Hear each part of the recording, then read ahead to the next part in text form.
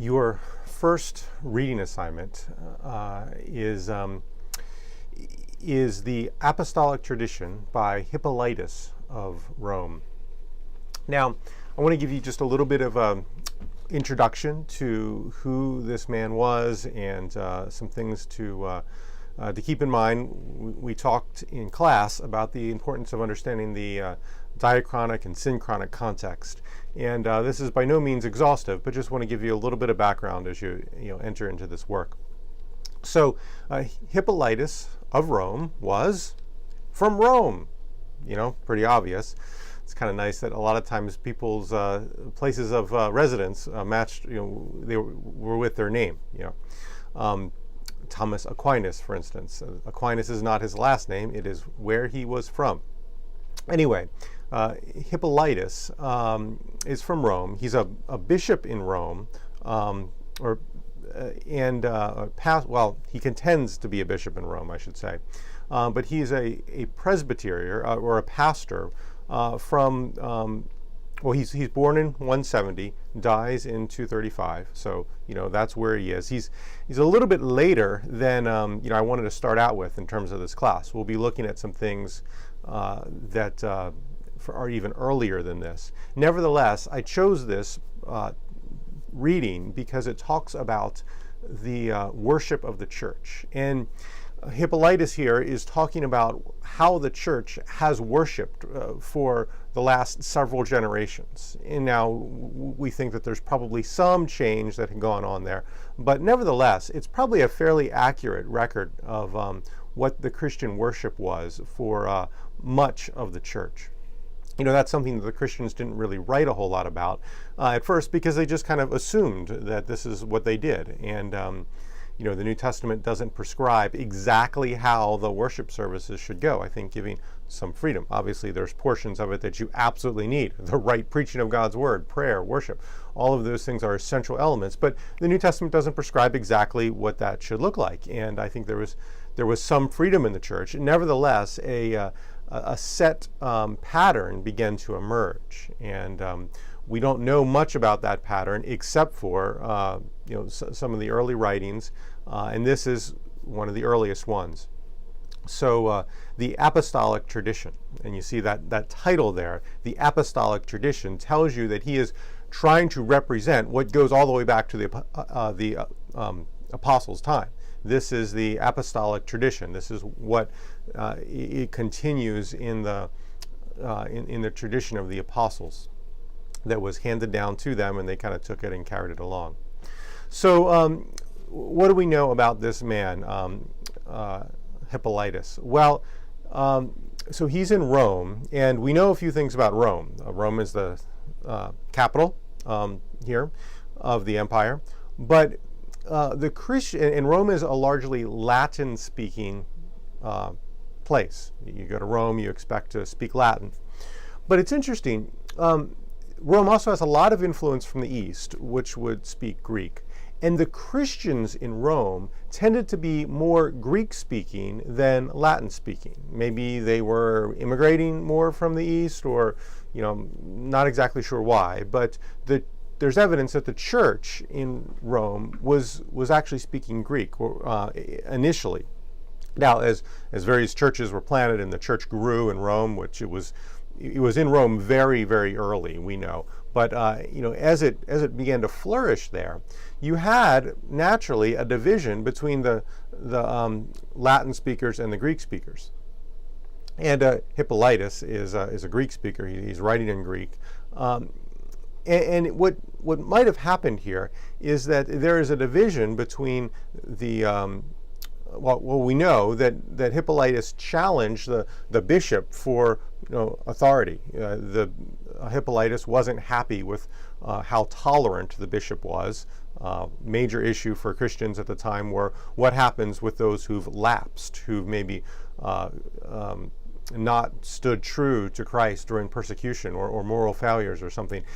How much do we let them back into the church? And we'll talk more about that with Augustine. It's a big deal for him, especially when the persecution is over after the Edict of Milan in the early 300s. But what happened is Hippolytus challenged the current bishop. And the Bishop of Rome was considered the Pope, so he is sort of, but he did not have the same sort of understanding as it would today, and as it would develop in the generations and centuries to follow from Hippolytus's time. So he kind of wants that position of to be Bishop of Rome, because he doesn't think the bishop is doing his job. And what could have happened here is that the division might have fallen somewhat upon the Latin and the Greek-speaking lines. So here we have a somewhat contentious figure who is, trying to overturn that one who is, naturally his superior, but he thinks his superior is not doing a good enough job, too lax in certain things. Anyway, so he challenges him. What eventually happens? It's kind of interesting. In 235, the persecution heats up, and the emperor exiles both Hippolytus and the guy who he's opposing to work in the mines. So they're both exiled, and they work in the mines, and in less than a year, at least Hippolytus is dead. But story has it that when they are exiled to the mines, these two people who are vying for control and who can't get along, when they're exiled to the mines, they reconcile, make up, they're happy, and the church back home apparently knows about it. They're encouraged by that as well. So, strategy for church conflict resolution: exile them to the mines. No, don't do that. I don't think that'll work well. Other moral problems with that, but nevertheless, I think that is an interesting story, kind of encouraging in some ways as well, and shows that even though persecution is a terrible thing, and we ought never to seek it, and we ought never to want it, because it means people made in God's image suffering. We don't want that. Brothers and sisters in Christ suffering, we certainly don't want that. Nevertheless, God does use it for His good and for the church and for the good of the church as well. So that's a bit about his life. What do we know about this work that I've asked you to read? Again, my goal here is not to summarize it for you, but just to give you a little bit of background introduction so that you can have some things in your mind as you look at it on your own. And it's just a whole lot of small chapters related to how they did church, and sometimes very minute, very detailed, very particular. And we'll talk about it in class. Your goal is to summarize it, to take the whole thing together, and what is it saying, what is it doing, and just a few things to think about in terms of the context, because we've said that the context is really important for understanding a document like this. And as I said, in terms of the diachronic context, how has this document been shaped, or how is what is the received tradition that Hippolytus gets when he then writes this? And we don't have a lot to go on. I mean, we have the New Testament, where there is clear instruction that the church must gather. If you think about what the church is, it is not just a school of philosophy. It is not a club. It is where the saints must assemble together in God's name on the Lord's Day and present themselves to God and honor Him as Lord. That's in a sense what Christianity is all about. The gospel calls people out of darkness into light to acknowledge Jesus as Lord, and they are called into a gathering, right? So the local church is so important for what Christianity is back then and today. That's because it's what the New Testament says church is all about. Church is a gathering, it is an ecclesia, an assembly out of the world to be gathered for Christ, under His authority. Well, if that's what church is, it makes sense then that Christians will be concerned to think about what they actually do when they gather. What do they do in this organization, this institution that we call the church? What does that look like? And it makes sense that Hippolytus is going to record that in the sense that he is recording, okay, this is what the church has always done. Now, obviously, as you read it, you see that there's some parts that aren't. Some parts are, right out of the New Testament. Some parts are additions to the New Testament. Some parts, you could even argue, are counter to the New Testament. It changes to the New Testament, but save that for the class discussion. We'll talk some about that. Anyway, you can see, given what the nature of Christianity is, that it is important that Christians think about what it means for them to gather. So this document then would have importance. I think the other thing about the diachronic context, the tradition that the church is receiving as that Hippolytus is receiving as he's writing this. The other thing to consider is the Jewish synagogue. So, you had the Christianity emerges out of Judaism, right? From a Christian perspective, we could say it is really it is Judaism come to its own, because it is what Moses was writing about, the prophets were writing about. David was pointing to Christ, right? But within Judaism, you have the synagogue. You have where people would gather together on a weekly basis. They would hear God's word. They would do the prayers. So you have this gathering already within Judaism. And when Christianity is, burst on the scene as part of Judaism, it also just makes sense that they will keep a lot of the forms of the synagogue. So, their authority is the New Testament, but the idea of gathering on a weekly basis was not then foreign to the Christians, most of whom were converts from Judaism, because that's what they had already been doing. So this idea of a weekly gathering that is going to be regimented, that is going to be regular, where we're going to do certain things as we present ourselves to God, that's going to be right out of their Jewish playbook, so to speak, and it's going to be natural for them to do as Christians. And just like the Jews recorded what they did and were very particular about how they worshipped, so also the Christians were as well. The other thing, though, to keep in mind as we read this document in terms of the context, thinking now the syncretic context, what is going on contemporary to the author here as he or she is writing. And for Hippolytus here, we have the persecution. We'll talk about that in our class on the martyrs. But keep in mind that the date of authorship is most likely 215 AD. So that is right around the time of significant persecution by the emperor, and it was Christians would have felt it, particularly Christians in Rome, right where the emperor lives. We know from early on there was tension between the Christians and the people of the empire. One of the earliest evidences of persecution we have is a picture of a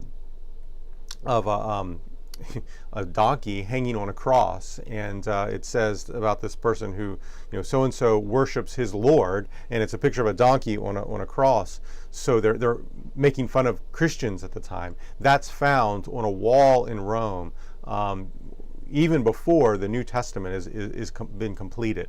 That's how early there were Christians in Rome, and there was animosity towards those Christians in Rome. So the Christians in Rome have a long history of being disliked by their neighbors. And so we would expect then that if there is persecution, it could very well heat up in Rome. The other place that it got very bad was in North Africa. So Rome and North Africa are two of the places where you'll find a lot of persecution. But anyway, the Christians, as we'll talk about, were persecuted for what seems absolutely ridiculous reasons. It's like they weren't doing these things that they were accused of. They were accused of being this separatist secret sect, and they were then thought of as doing all these horrible things when they met in private. Now they were exclusive, right? Because Jesus says, "I am the way, the truth, and the life. No one comes to the Father but by me, but through me." But they weren't doing all these things that many people accuse them of. Eating their children, having these wild sexual parties, and all these other things that their neighbors accused them of doing. They weren't actually doing it. So they had to gather together to worship. I mean, they had to do that in obedience to Christ, right? You give up gathering together in worship, it's like tantamount to giving up Christ. So the Christians can't say, okay, well, you know what, for the sake of peace, we just won't gather for a while. That'll keep you happy, keep us alive, That's not an option for them. To be followers of Jesus is to gather together for worship. But what they did do is they tried to make it very clear to their non-Christian neighbors what they were actually doing, and saying, here, look, this is what we do when we gather together. We're not doing anything strange. It's these things. Here are our rules. It's all very, maybe even to you, boring. It's nothing that you should get too concerned about. There's a lot more interesting sex going on out there that you might want to investigate. But not us. We're just, gathering together to worship Jesus. We're clear, we're organized, we have these rules that we follow, but they're not going to hurt the empire. In fact, they're going to help it even. That was a lot of the apologetic approach of the early Christians. And we see that here. What's going on here, I think, part of the goal, and we talk about historical documents as being actions, they're intended to do something. Part of the goal of this document is to present to Rome and to the neighbors and to anybody who's be interested what Christians actually do, so that it'll take that mysterious, scary, we're scared of the other, right? Or those who are different than us. And sometimes we just need to know something about them and they won't be so scary anymore. And so this document is just an attempt to make Christians appear not so scary to their neighbors, because it's just explaining what they do. But what I want to give you here is the context. Keep in mind this is in the time of persecution. So that is definitely going to factor into what's going on as the author is writing this. Well, that's all for this video. This is pretty clear, and this document is not all that difficult to read. I hope you'll find it interesting as you read about how they did church years ago. On the one hand, this will be very familiar, right? Because we are still following the New Testament and doing church. On the other hand, this might come at us somewhat strange at times. Like, wow, this is interesting. The instructions on baptism and all. But as we read anything, keep in mind your goal here is to put yourself in their shoes. Think about what it would be like for this document to be written to the intended audience, which I've just talked about, and try to understand it first on its own terms. So yes, some things might come as us to be strange, but try to put yourself in their shoes and try to examine it on its own terms. Give your summary as best you can, and we'll talk about it in class.